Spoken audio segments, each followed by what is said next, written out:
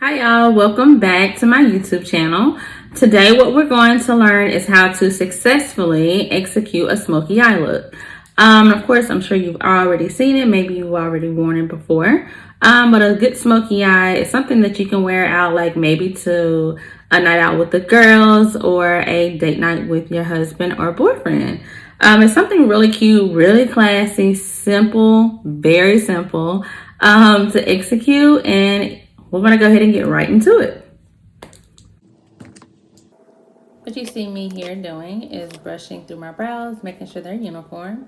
I'm going to go in right now with the Shape and Shade pencil in the color Spiked by MAC Cosmetics. Next, what I'll be doing is filling in my brows. Any sparse parts, I'm actually using that pencil to go in. It goes in kind of wet and then it ends up drying down to a powder. I love, love, love this pencil just because it makes it very, very natural, and I go for a natural brow. Next, I'm going in with the Studio Finish Concealer in the color NW35. What that allows me to do is to clean up my brows and also allows me to highlight my eyebrow bone. So right now I'm going in with a brush and making sure I just blend out those harsh edges. Next, I'll be using the Oil Control Lotion all over my face to help me control oil throughout the day. Next, I will be priming my eyes with the P. Louise eyeshadow base. I love, love, love this eyeshadow base because it keeps your eyeshadows on all day. I don't like to reapply my makeup, so this really, really works well for me. I'll be using the Anastasia Beverly Hills Prism palette, and I'm going in with two colors there in my corners and in my actual crease of my eye. What that is allowing me to do is to build that color there and also add dimension. And as you see, I'm packing that color in and making sure that I'm using a blendy brush just to make sure those harsh edges are going to be worked out there. And as you see, I'm going through and blending, blending, blending, blending, blending, blending. Now I'm going in with the chocolate eyeshadow from that same palette. And what I am doing there is making sure that I am building color too as well. Getting my eye prepped for this smoky eye that I'm doing here today on this tutorial. And as you see, I'm packing in that color. The name of that color is Parallel. So it allows me to pack that color in. I really like it. It's a very rich brown color. And it's allowing my eyes to be ready for when I'm ready going to go in with that darker black color. What I'm doing here now is making sure that I use a clean fluff brush. And what that's allowing me to do is to clean up those edges. You want to make sure that you properly blend out or else it'll look very harsh. Now I am going in with my YSL palette, and the name of the palette is Underground. It's in the Contour Variation palette. I'm going in with the darkest black in that palette. I really like it because it sits like as a gel. So it allows you to blend that out very, very nicely. Now, if you are okay with it being this dark and this is just dark enough for you, then of course you can always leave it like this. I just like the dramatics. In a few, you'll see me go right back in with an Anastasia Beverly Hills Prism palette. And I'm going to go back in with the color Obsidian. And I'm going to smoke it out just a little bit more. Right now, I'm just patting that gel color in. And I'm going back with a fluffy brush and make sure that I blend out any and all harsh edges. Blend, blend, blend, ladies. Blend like your life depends on it. So now you see me still packing in color, just trying to make sure that I am getting the full effect of a smoky eye. Smoky eyes are really one of my favorites. You can actually smoke out any color, which I really like too as well. Just check in, making sure everything is blended out. Now you'll see me pick up that Prism palette and I'm going in with the color Obsidian. And I'm packing that color there on top of that gel, just to make sure, for one, my gel sets well, but also so I can add some extra to this eye look for you. I'm going in with the clean brow and brush, and I am basically going back and blending out those harsh corners. Next, you'll see me go in with my Milani Conceal and Perfect 2-in-1 foundation and concealer. You can totally use this as concealer and foundation. I just choose to use it as foundation because I have a favorite concealer that I do use. This is in the color Chestnut. I'm always changing my foundation, always changing my concealer. I just like to change things up a little bit. Sometimes you get kind of bored. Sometimes your foundation gets kind of used to your skin and you just want to try something new. So this is what I'm using right now at the moment.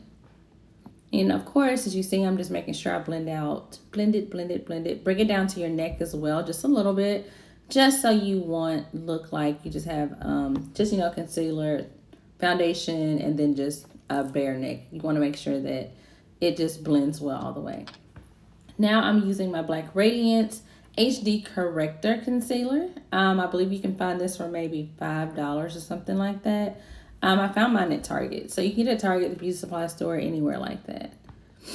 So right now I'm going underneath my eyes, down the bridge of my nose and my forehead with my concealer. Make sure you always spray your blender.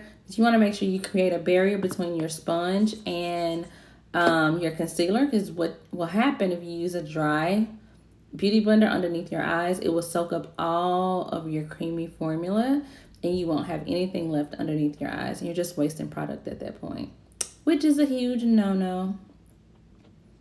Blend, blend, blend, blend, blend.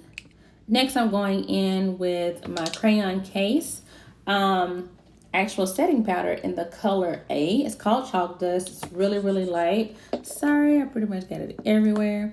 And I'm just making sure I'm pressing in here, making sure everything is clear and like I like it. I like to brighten that area just to subtract from any dark circles. As you see, I'm just making sure I pat. Now I'm going back in and making sure that I blend everything out because you don't want any harsh lines. Next, I'm going back in with my chalk dust, and as you see, it's flying everywhere. I like to go back and use that a little bit underneath what I've just done, just to make sure that everything there is highlighted just like I like it. And as you see, the chalk dust is literally flying everywhere. Got a little bit too much on my brush that time. However, this is a really good under eye setting powder. I really would suggest getting it. It's very inexpensive as well. Again, I like to use mine very liberally, just because I don't like to redo my makeup throughout the day. Next, you'll see me going with the Studio Fix powder in the color NC47. And I'm going through and just making sure that I basically have all of my face covered, making sure that I'm setting my foundation as well, setting everything in place. Set. I'm going around my mouth, just trying to make sure everything is covered at this point. Next, you'll see me use, it's actually a pencil called Stay Put by Milani in the color Linked on Black. I believe it's number 1 if I'm not mistaken. I really like this one because it also feels like gel. So it allows you to be able to actually blend those out really well underneath your eye. I'm using a pencil brush underneath, and what that does is allow me to help blend that under eye out. Blend, blend, blend. Blend some more. So basically I'm just smoking out my underneath my eye there. Next, I am going into the palette again. It's a contour palette, and it's by the Crayon Case as well. I really, really like that dark brown there, and it allows me to contour my face. I have a little round face, so it allows me to contour, kind of chop up my face and give it a little bit more shape to it. So I go around my forehead, around my cheeks. I also contour my nose sometimes. All this is like contouring is something that you don't necessarily have to do. I do it every day. I love contouring because it just adds a little bit depth to your face. Especially if you already have those good high cheekbones. Thanks, Ma. It allows you to kind of carve out those cheekbones and make them look a little bit more pronounced. Next, I am actually going to go in. This is one of my holy grails. I fell in love with this a couple months back. It's called Golden Bronze. It's by MAC as well. You can use that as a highlighter. You can use that. Just really depends on what you want to use it for. You can use it all over. I just use it like as a highlighter. But it gives you a little shine without it being too like, oh, you're about to blind me with my highlighter. And as you see, I put those right there at the top of my cheek, and I go up just a little bit, and I will go on both sides with that and pack that color on. I'll go right there at my Cupid's bow, kind of make my lips pronounced there, and go in. Of course, as you see, just make sure you blend that out as well. No harsh lines here. Next, you'll see me pick up my actual blush, and that is in the color Burnt Pepper. That really looks really good on melanated ladies. It gives you a lot of color without it being too much. And of course, you want to put that on top and just make sure you keep that blended as well.